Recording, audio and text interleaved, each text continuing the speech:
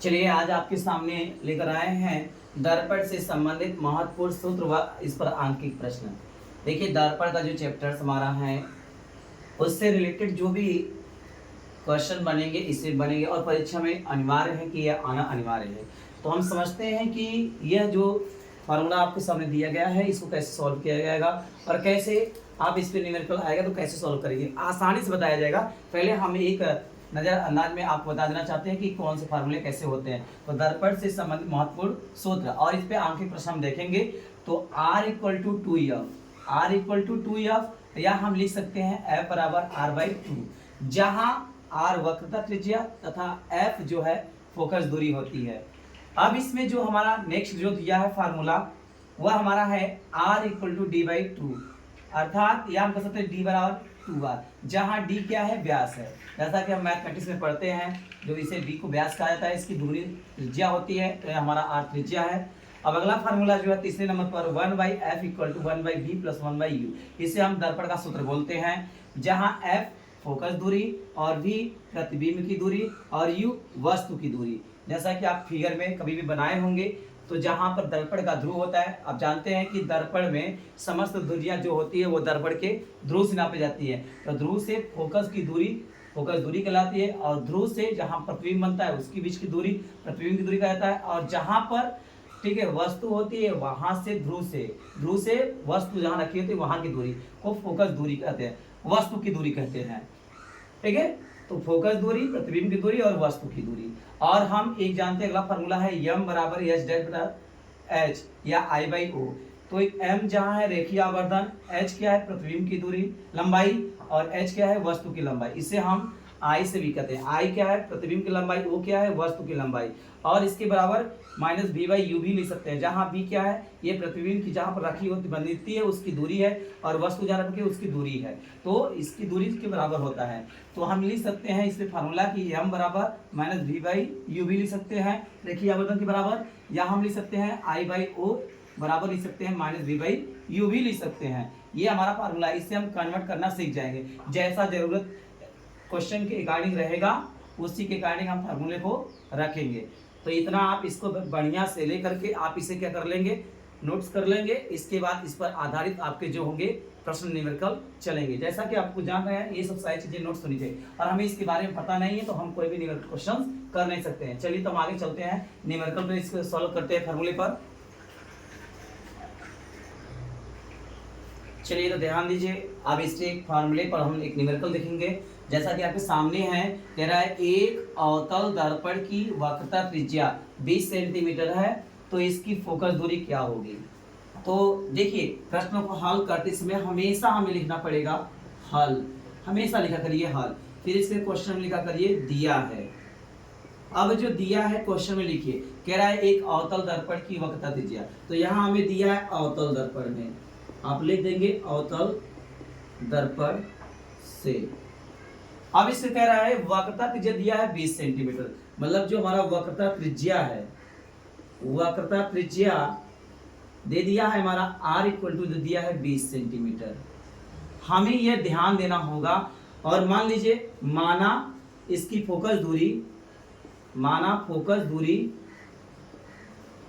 F हो, ठीक है, फोकस दूरी F, तब आपका हमें ये पता होना चाहिए यदि अवतल दर्पण होता है तो जो आपका U होता है वो माइनस लेते हैं, चाहे वह अवतल हो चाहे उत्तल हो, दोनों में माइनस U लेते हैं।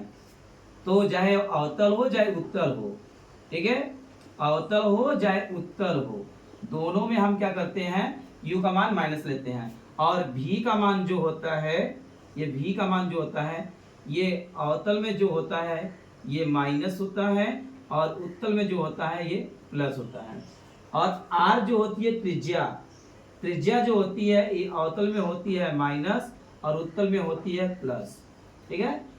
और इसके बाद जो हमारा होता है F, जिसे फोकस दूरी बोलते हैं, यह फोकस दूरी जो होती है अवतल में होती है माइनस और उत्तल में होती है प्लस, हमें ये क्लियर करना होगा, ठीक है।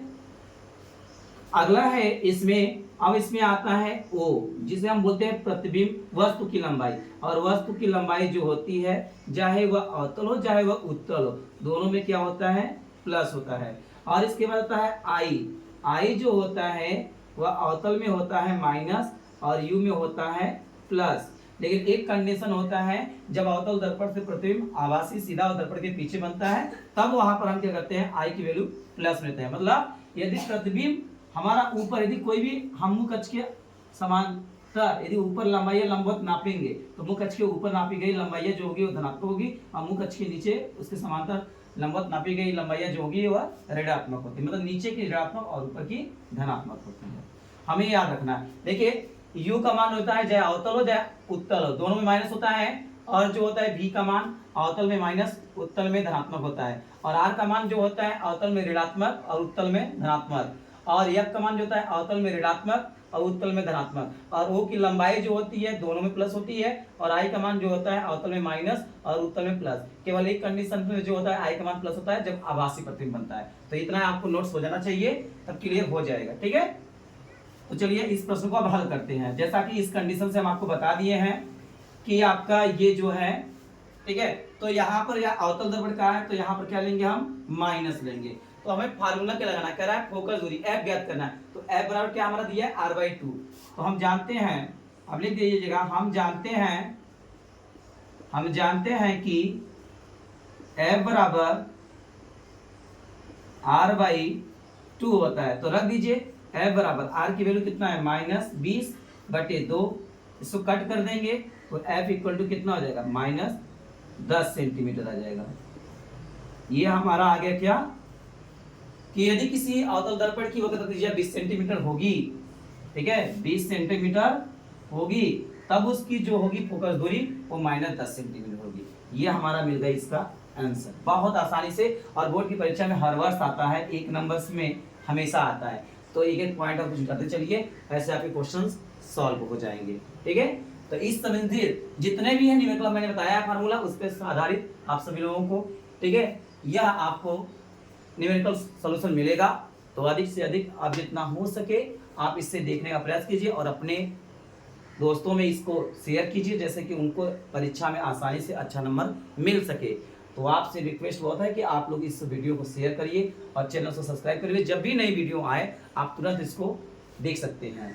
तो चलिए अब हम अगले वीडियो में मिलते हैं, कि जो इस पर हम चलेंगे इससे रिलेटेड इसमें क्वेश्चंस क्या होते हैं। इसमें हम बहुत सारे क्वेश्चंस बना सकते हैं। ठीक है, अब मान लीजिए हमारे यहाँ पर ये दे दिया है, मान लीजिए दिया हमारा दिया होता, कहता कि एक अवतल दर्पण की फोकस दूरी मान लो, कहता कि यहाँ पर मान लो 30 सेंटीमीटर है। कह रहा है फोकस दूरी 30 सेंटीमीटर, तब इसकी जो यहाँ फोकस दूरी के अलावा आप कहते हैं कि वक्रता त्रिज्या क्या है। तो हमारा दे दिया है, तो आपको कहते कि यह बराबर -30 सेंटीमीटर देते और इसके बाद r निकाल लेते। तो हम जानते हैं कि r इक्वल टू होता है 2f। तो यहाँ पर मान रख देंगे, तो माइनस यहाँ हो जाएगा 2 गुणे -30 हो जाएगा 30 दूना 60, -60 सेंटीमीटर इसकी हो जाएगी वक्रता त्रिज्या। मतलब दुगनी होती है फोकस दूरी जो होती है, ठीक है ना, वक्रता त्रिज्या जो होती है वो फोकस दूरी की दुगनी होती है, और फोकस दूरी वक्रता त्रिज्या की आधी होती है। बस हमें यह याद रखना है। ठीक है, तो इसे आप नोट्स कर लीजिए, शॉर्ट स्क्रीन ले लीजिए।